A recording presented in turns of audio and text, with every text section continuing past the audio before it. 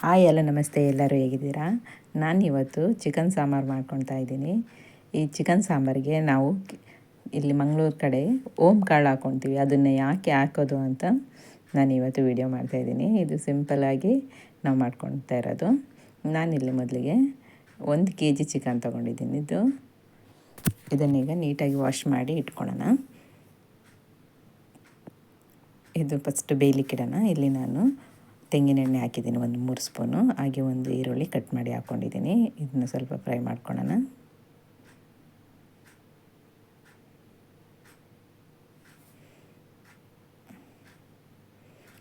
ಇದು ಸ್ವಲ್ಪ ಫ್ರೈ ಆದಾಗ 1 ಟೊಮೆಟೊ ಸಹ ಕಟ್ ಮಾಡಿ ಹಾಕ್ಕೊಂಡಿದ್ದೀನಿ.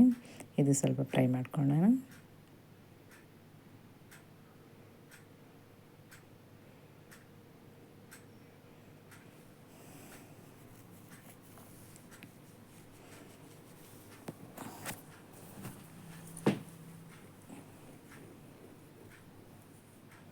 ಈಗ ಇದಕ್ಕೆ ಚಿಕನ್ ಹಾಕ್ತಾಯಿದ್ದೀನಿ ನಾನು.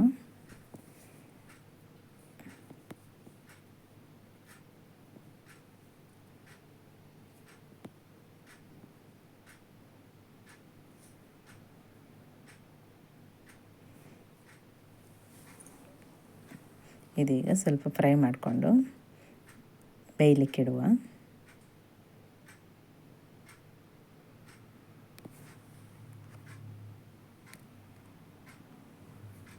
ನಾನು ಸ್ವಲ್ಪ ಅರಿಶಿನ ಪುಡಿ ಹಾಕ್ಕೊಂಡಿದ್ದೀನಿ. ಹಾಗೆ ಉಪ್ಪು ಹಾಕ್ಕೊಂಡಿದ್ದೀನಿ ಸ್ವಲ್ಪ.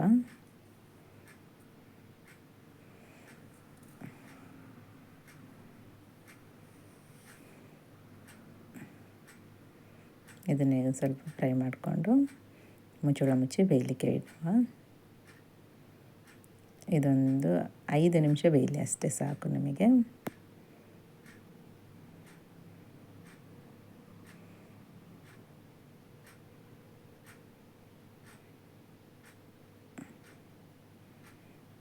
ಹೇಗೆ ಇದನ್ನು ಕ್ಲೋಸ್ ಮಾಡ್ತಾಯಿದ್ದೀನಿ. ನೆಕ್ಸ್ಟ್ ಇದಕ್ಕೆ ಈಗ ಮಸಾಲೆಗೆ ನಾನಿಲ್ಲಿ ಒಂದು ಪಾನಿಗೆ ಸ್ವಲ್ಪ ತೆಂಗಿನೆಣ್ಣೆ ಹಾಕ್ಕೊಂಡಿದ್ದೀನಿ. ಹಾಗೆ 1 kgಗೆ 1 ಹಿಡಿಯಷ್ಟು ಕೊತ್ತಂಬರಿ ಬೀಜ, ನಮ್ಮ ಬೆರಳಷ್ಟು ಜೀರಿಗೆ ತಗೊಂಡಿದ್ದೀನಿ. ಇದನ್ನು ಸ್ವಲ್ಪ ಫ್ರೈ ಮಾಡ್ಕೊಳ್ಳೋಣ. ಇದು ಲೋ ಫ್ಲೇಮಲ್ಲಿಟ್ಟು ಫ್ರೈ ಮಾಡ್ಕೊಳ್ತಾ ಇದ್ದೀನಿ ನಾನಿಲ್ಲಿ. ನೆಕ್ಸ್ಟ್ ಇದಕ್ಕೆ ಈಗ 1 ಸ್ಪೂನಷ್ಟು ಮೆಂತ್ಯ ಕಾಳು ಹಾಕ್ಕೊಂಡಿದ್ದೀನಿ. ಅದು ಕೂಡ ಫ್ರೈ ಮಾಡ್ಕೊಳ್ಳೋಣ.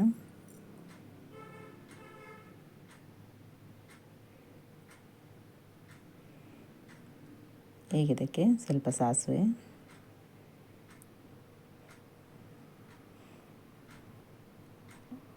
ಹಾಗೆ ಸ್ವಲ್ಪ ಫ್ರೈ ಮಾಡ್ಕೊಳ್ತಾ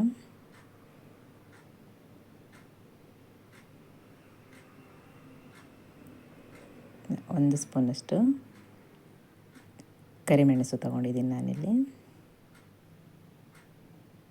ಈಗ ಇದಕ್ಕೆ ಓಮ್ ಕಾಳು ತೊಗೊಂಡಿದ್ದೀನಿ. ಓಮ್ ಕಾಳು ಯಾಕೆ ನಾವು ಚಿಕನ್ ಸಾಂಬಾರಿಗೆ ಹಾಕಲೇಬೇಕು ಅಂತ ಹೇಳಿದರೆ ನಾನು ಈ ವಿಡಿಯೋದ ಕೊನೆಯಲ್ಲಿ ಹೇಳ್ತೀನಿ.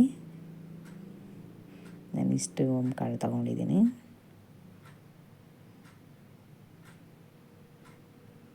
ಇದನ್ನೀಗ ಫ್ರೈ ಮಾಡ್ಕೊಳ್ಳೋಣ.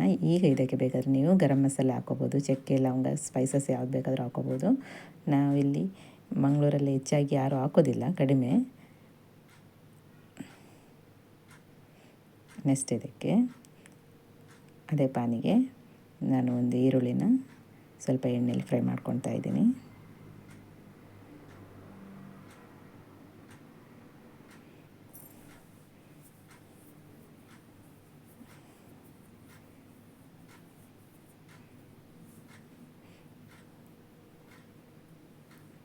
ಹಾಗೆ 1 7-8 ಬೆಳ್ಳುಳ್ಳಿ ಹಾಕ್ಕೊಂಡಿದ್ದೀನಿ. ಹಾಗೆ 1 ತುಂಡು ಚಿಕ್ಕ ಶುಂಠಿ ಹಾಕ್ಕೊಂಡಿದ್ದೀನಿ.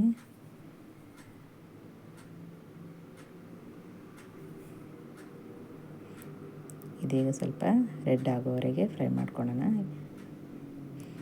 ಇದು ಕರಿಬೇವು ಸಹ ಹಾಕಿ ಫ್ರೈ ಮಾಡಿದ್ದೀನಿ, ಅದು ಸ್ಕಿಪ್ ಆಗಿದೆ ವಿಡಿಯೋ. ಹೇಗೆ ಇದಕ್ಕೆ ಮೆಣಸಿನಕಾಯಿ ಹಾಕ್ಕೊಂಡಿದ್ದೀನಿ.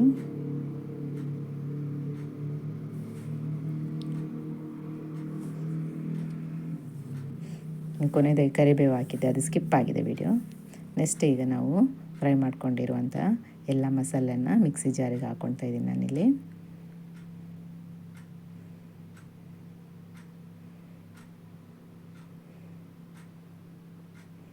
ಈಗ ನಾವು ಫ್ರೈ ಮಾಡ್ಕೊಂಡಿರುವಂಥ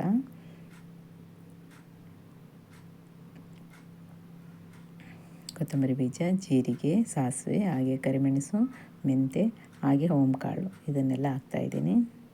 ಈಗ ಇದಕ್ಕೆ 1 ಕಪ್ಪಷ್ಟು ತೆಂಗಿನ ತುರಿ ಹಾಕ್ಕೊಳ್ತಾ ಇದ್ದೀನಿ. ಜಾಸ್ತಿ ಏನು ಬೇಡ, ಸ್ವಲ್ಪ ಹಾಕಿದರೆ ಸಾಕು. ಈಗ ಇದನ್ನು ರುಬ್ಬಿ ತಂದಿದ್ದೀನಿ. ಈಗ ಇಲ್ಲಿ ನಿಮ್ಮ ಚಿಕನ್ನು 5 ನಿಮಿಷ ಬೆಂದಿದೆ ಅಷ್ಟೇ. ಇದು ಇನ್ನೂ ಮುಕ್ಕಾಲು ವಾಸಿ ಬೇಯಬೇಕು.